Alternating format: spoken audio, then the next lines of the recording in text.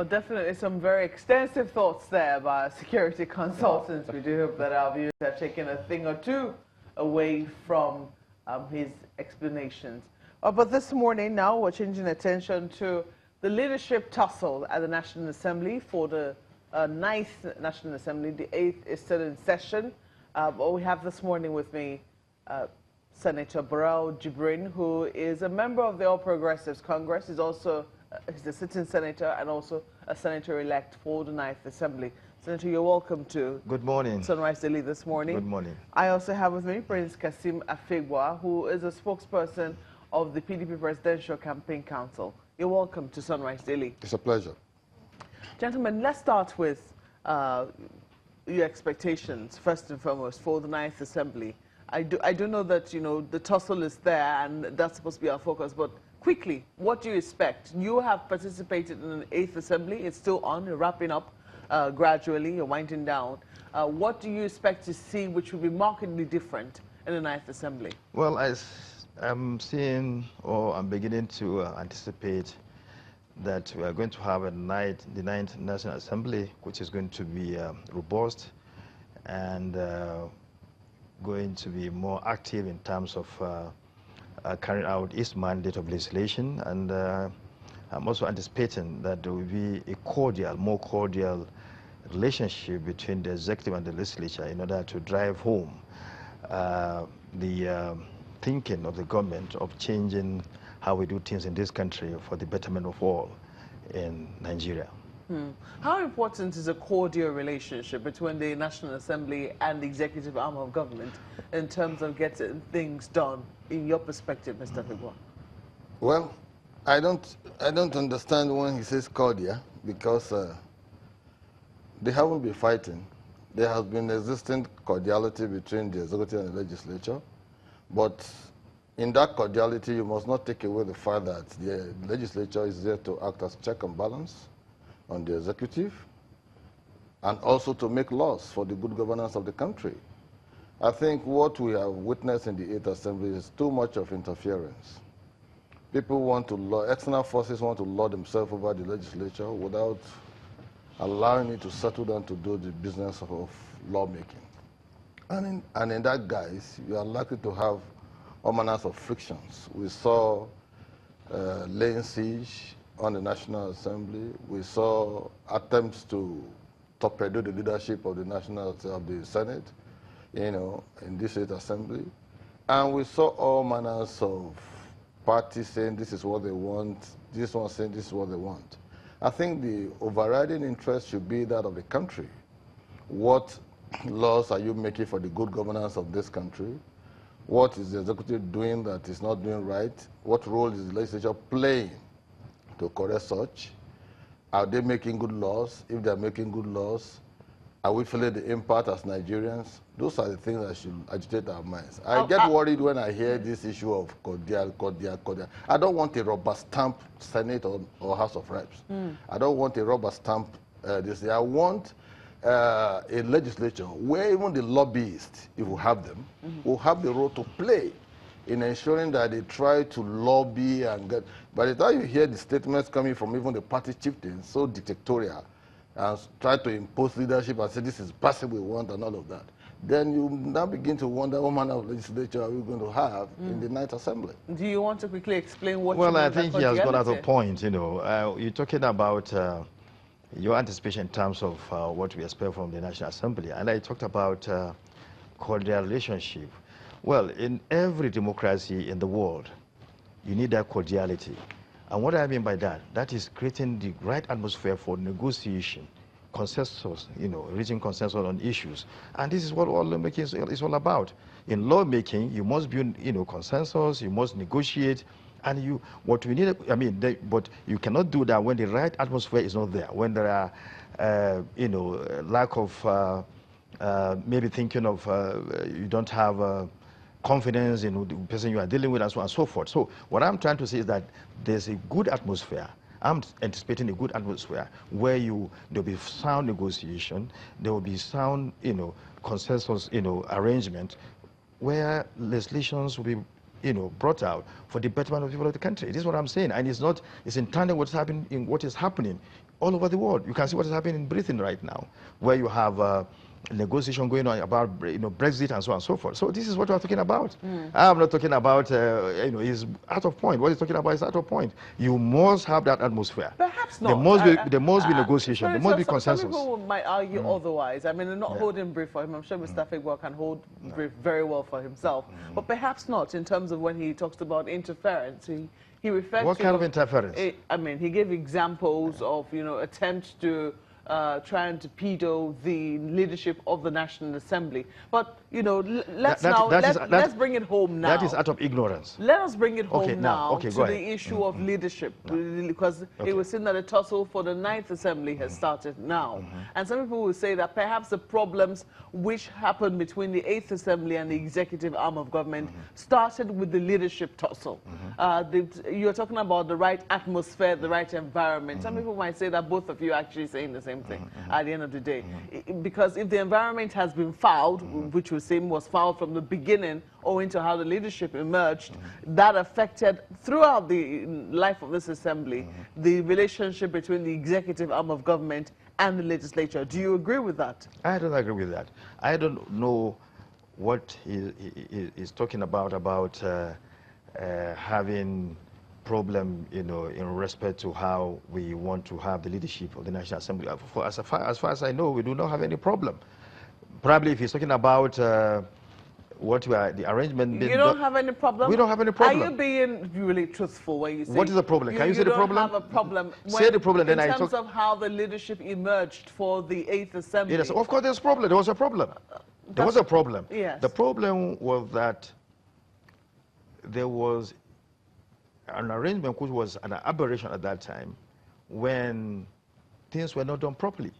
Well, that is gone. I don't want to go into that. What we are talking about now, we are talking about the Night Assembly, how it's going to emerge, how the leadership is going to emerge, what we think about, how it's going to, what's going to happen in the Ninth Assembly, and so on and so forth. There is no way we can talk about the Ninth Assembly without making reference. Well, an aberration occurred. An aberration occurred. Assembly. Things happen which were not normal, and we do not want that to happen again.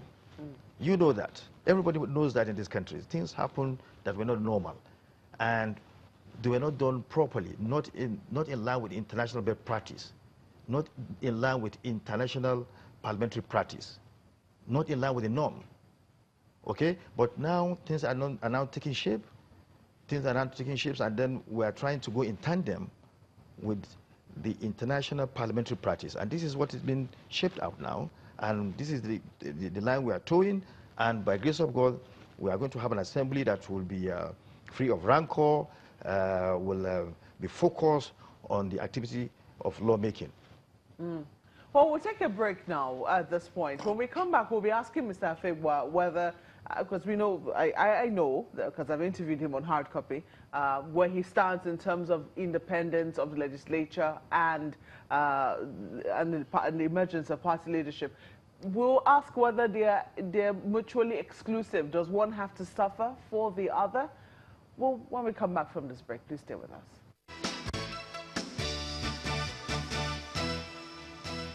Senator Barrow Jibrin is still with us in the studio. He represents Kano North Senatorial District. And we also have with us Mr. Kasim Afegbua, who is a spokesperson of the PDP Presidential Campaign Council. Just before we went on break, I did say that we're going to ask Mr. Afegbua, when we come back from the break, whether the position of the party and independence of the National Assembly are mutually exclusive when it comes to leadership tussle. What is your view on that? I think before I respond to that, let me quickly respond to what Senator said with respect to the issue of an aberration.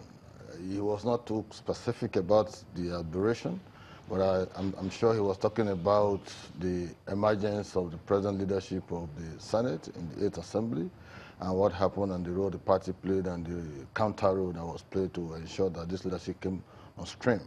And he referring to UK and how robust their engagement has been. I haven't seen a semblance of that in Nigeria, because the way and manner the debate on Brexit is going, if you watch it, you will appreciate the beauty of a parliamentary setup. But in Nigeria, everybody wants to go to the villa to go and take instructions from the president. And that is what this particular 8th Assembly is not doing, and that is why some of them are not comfortable. So to that extent, I think the legislature has to enjoy some level of independence.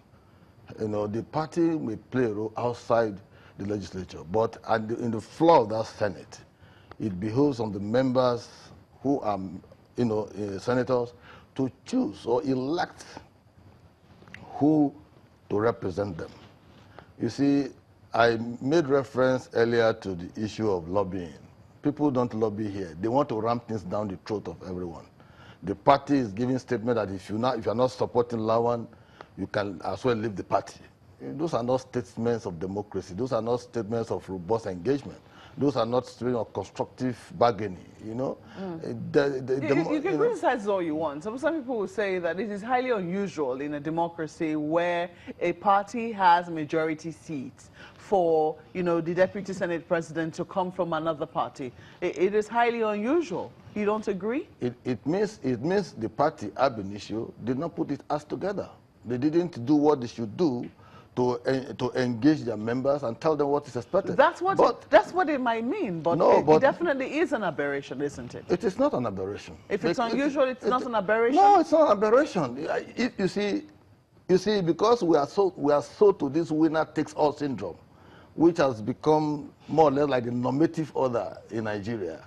You know, that's why we see this as an aberration. How would you say, okay, a party that parades about 40-something senators cannot have a deputy senate president? How can you say that if actually we are working for the same interest of ensuring that there's growth and development of the country, good lawmaking and what have you? You see, shouldn't it come with the consensus? I mean, assuming that was going to happen, shouldn't it come with the consensus and knowledge of the majority party? You see, consensus building is not total.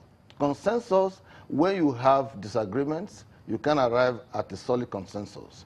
You see, what happened in the 8th Assembly was the fact that certain forces, you know, because we play personality-based politics rather than institutional-based politics, certain forces outside the system wanted a particular candidate, whereas majority members on the other side also want a particular candidate. In the event when they were supposed to resume plenary the first day, where they would choose their own leadership, some were told to report as international conference center, as if that was the National Assembly.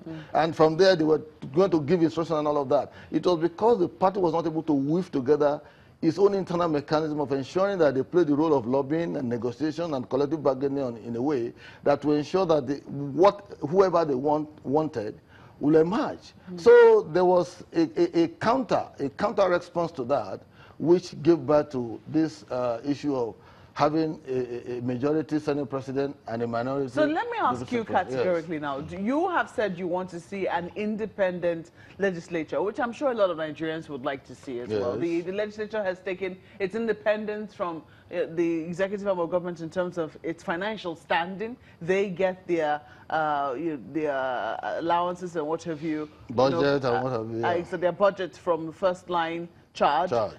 Looking at the independence now vis-a-vis party supremacy, are they mutually exclusive?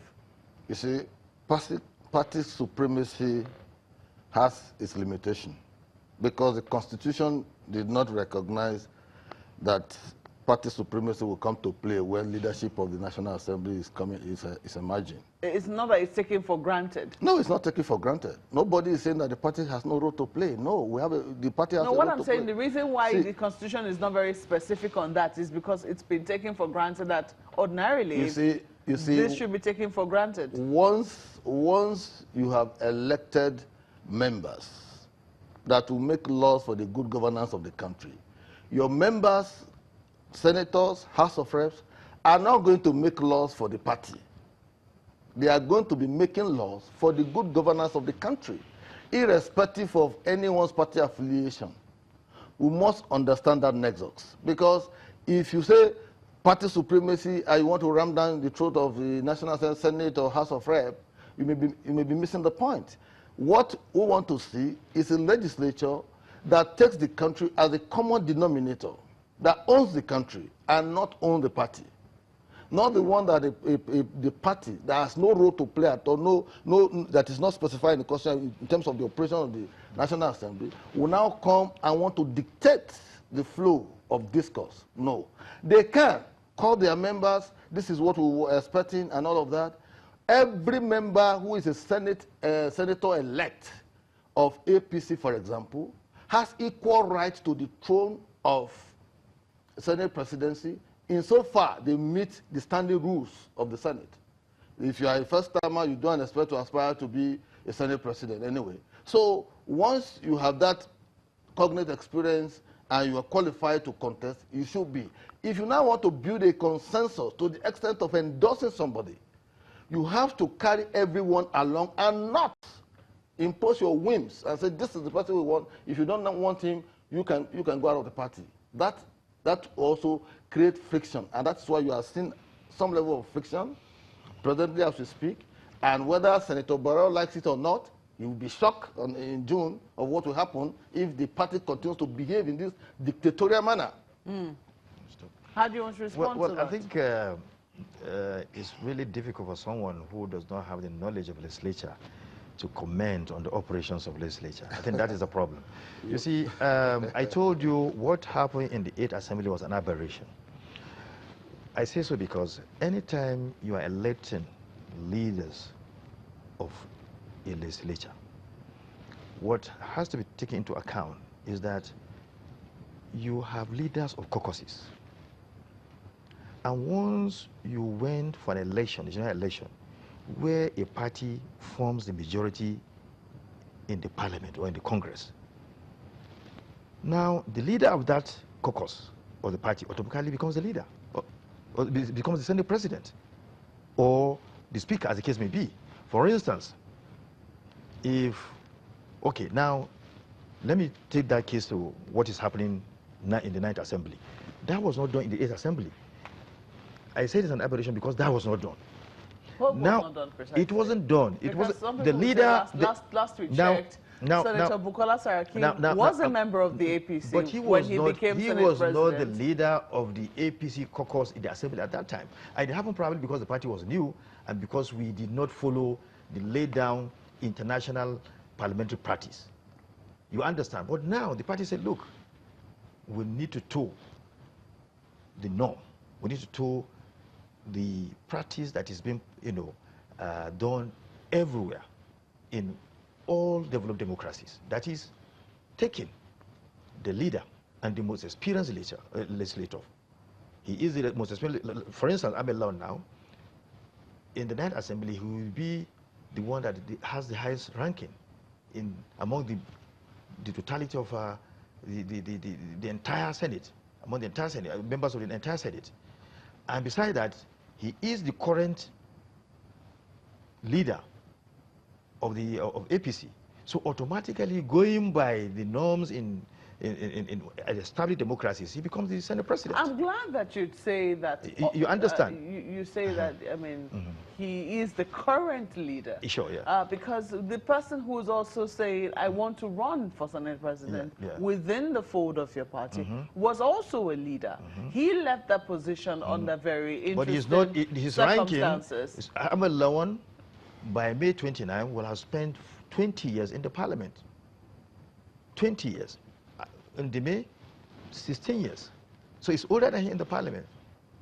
Is it by age now? Ranking players. Is it by ranking? Go and look at our rules. Should it be look by at our ranking? Rules. Look at our rules. Ranking is very important. Ability to lead and ability to build consensus. Well, let me tell you. That's why I'm saying probably you don't know much about legislature. In legislature, ranking, experience matters. It's part of the game. So he is most qualified to lead, and that's why in terms of ranking. In terms of ranking and in terms of leadership position, he was a former leader. Ndeme was a former leader, but he is the current leader.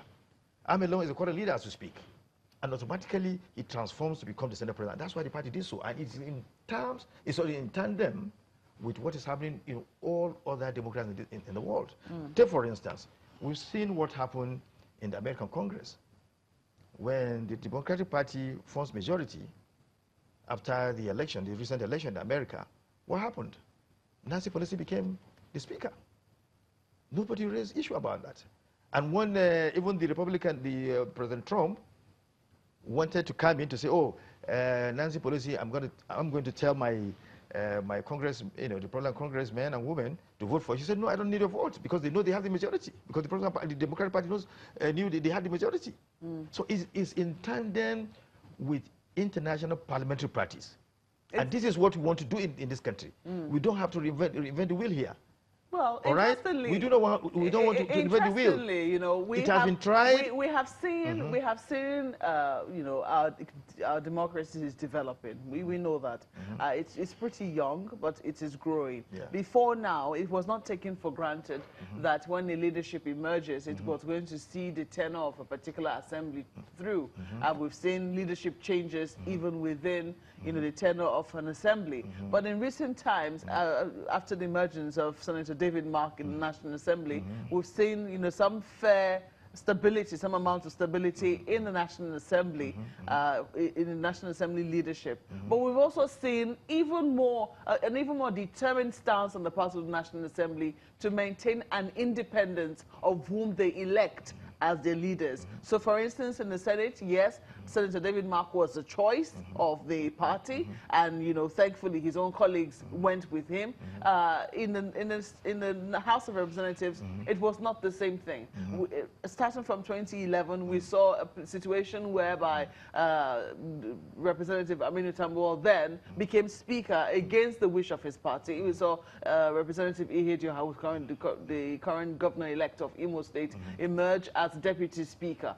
Now we're also seeing, we also saw in 2015 that playing out in both the House of Representatives and in the National Assembly, in the Senate as well. People are saying, is this now going to be some sort of tradition that we'll be saying, is the National Assembly trying to assert its own independence against the wish of the party? Shouldn't the party just let them go with their own, if it's going to ensure some form of stability for leadership in the National Assembly? I want to tell you, I've been in National Assembly.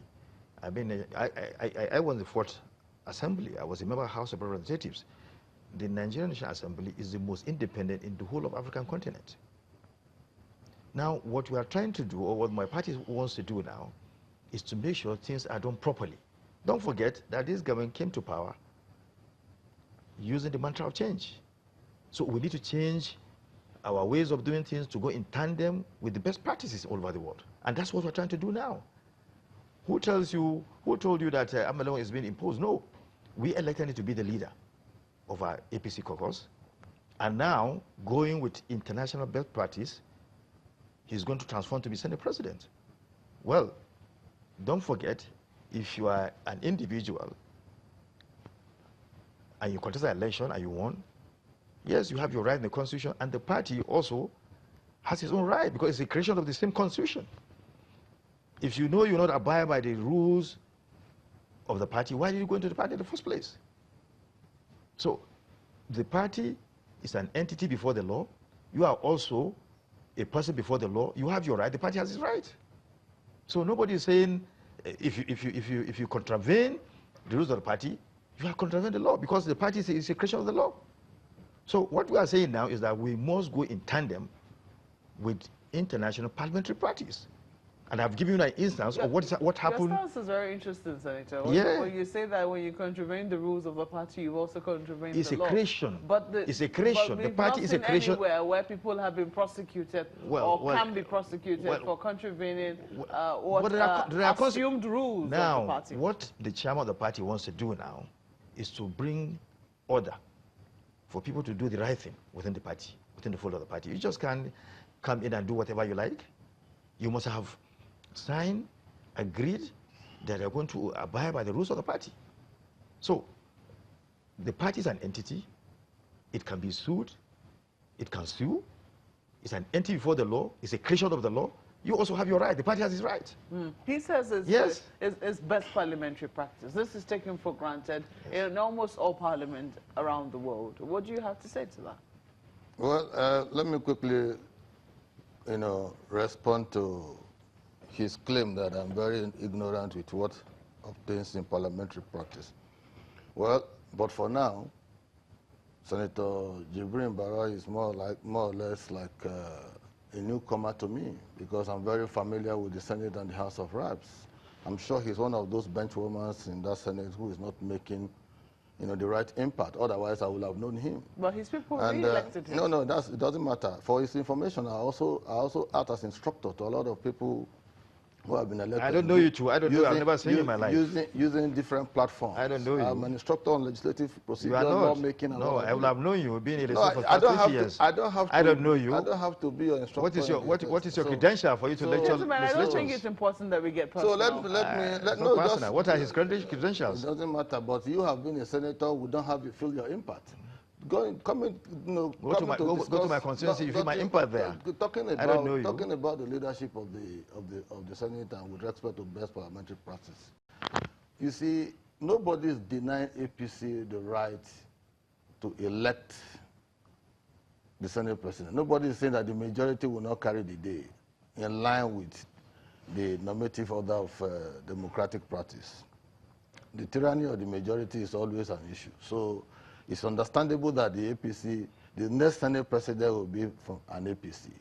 But what we are saying is that the party's role it should be such that it will enhance consensus building, constructive engagement, and collective bargaining. You do not impose your whims and say this is the man you want, and if you don't endorse, you can leave the party. Those are dictatorial statements that won't augur well for a National Assembly or a Senate that is for all Nigerians and not necessarily for APC. That is one. Secondly, the leadership of in terms of ranking, if it is in the rules of the Senate that once you are ranking and you are head of caucus, that you automatically transform to be a Senate president, then this argument will not have a reason in the first place. I'm not aware of such rules. That once you are head of caucus, once you are a ranking senator, you automatically become Senate president. No. If that is the case, Senator Ndume will not be coming out to say he wants to contest. And you won't see all those people who are telling Goje to also indicate interest. The party may have its own wishes and aspirations captured in Senator Ahmed Lawan to the point that he lost out in 2015, so now they want him. Fine. But you don't have to impose, declare such wishes in a way that people will think that you are imposing him on the Senate.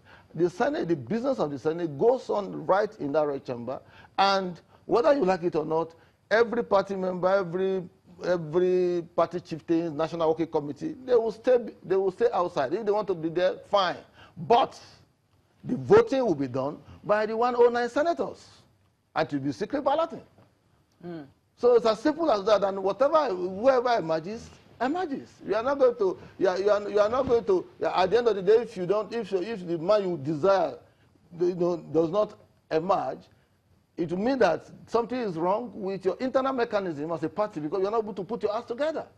One would expect that by now, as a party, if you actually engage in a robust engagement, somebody like Senator Ali Udume will have been persuaded to understand that this is the feeling of the party. But because of the way that they announced the endorsement of Ahmed Lawan, it became an issue.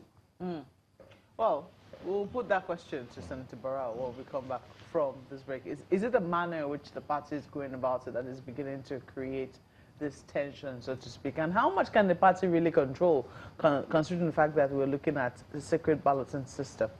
In just a moment, please stay with us.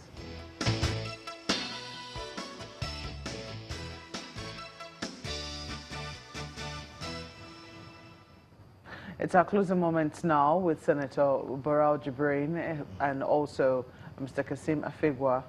Just quickly, Senator, do you want to respond to, how does your party intend to control what will eventually happen when the 9th Assembly begins, especially since the ballot is going to be secret balloting? Well, first of all, let me quickly respond to the fact that my friend said I'm a benchwarmer. I'm not a benchwarmer. If I'm a benchwarmer, I would have been elected 3 times. And if you check the records, I won different awards for my robust participation in the National Assembly since 1990 to date. Having said so, let me just quickly let him understand that the norms and ethos of Parliament is not all the time that they are written.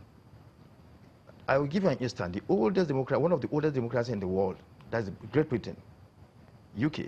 Now, Great Britain, the constitution of UK is not written, but everybody knows what is there, but it's not written.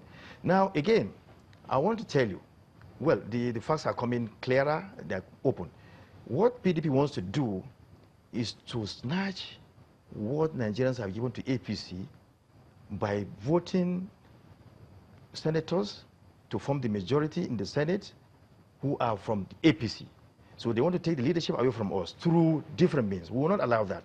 Nothing like secret balloting on that day. It shall be open. In all democracies in the world, nowhere voting is done secretly in any parliament. You need to vote so that your people will know where you stand. You are accountable to your people.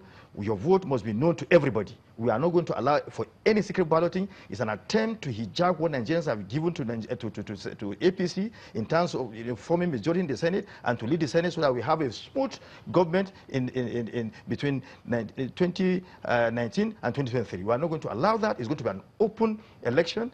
Every vote has to be every senator has to vote, and his people must know where such person stands. How will that play out? Will not agree. Well, I'm happy that the senator is agitated now. That starts me. That starts me right. That comes to the conclusion I drew earlier, that you don't impose your whims. Why are you sounding agitated?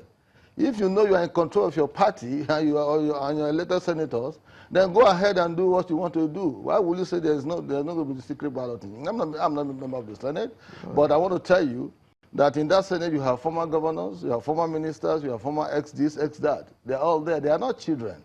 You cannot, one headmaster outside the red chambers will not come and impose his whims on that Senate. I can assure you that on that day, perhaps he may not be aware, he will be shocked that an APC senator will emerge, a Senate president will emerge, but it might not be to what they want. In whose interest would that be? In the interest of the country. Is that the country or the PDP? That's the PDP plan. We don't want a rubber stamp. That's what PDP is planning. A rubber stamp Senate. You can't a get rubber it. stamp Senate, we don't want. We don't want a rubber stamp Senate. We want a Senate that will serve the interest of Nigeria. Well, we don't want a Senate president no secret balloting. It's going to be an open balloting. To the presidency and be, not agree. It's a few days away. And the beginning of the 9th Assembly is a few days away, gentlemen, and we're going to be seeing Nigerians will be looking forward to see how things will eventually play out. Well, we have to thank you very much for coming on Sunrise Daily this morning. Senator Jibrin is a member of the All Progressives Congress. He's a senator-elect representing Kano North Senatorial District.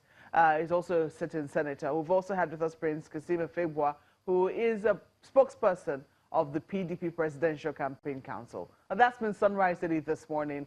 Thank you so much for your comments and your mails. And Maokwe Ogun Yusuf, back to Lagos. Well, yes, indeed, George Akpanbo, we need to thank you for your mails as well. But as you can see, we can't read it. We're out of time on this one. I'm Chamberlain also. I'm Gemba Umar. I am Akinde here saying have a wonderful day. Opinions expressed by guests on this program are those of the maker and do not reflect the views, opinions, and endorsement of Channels Television.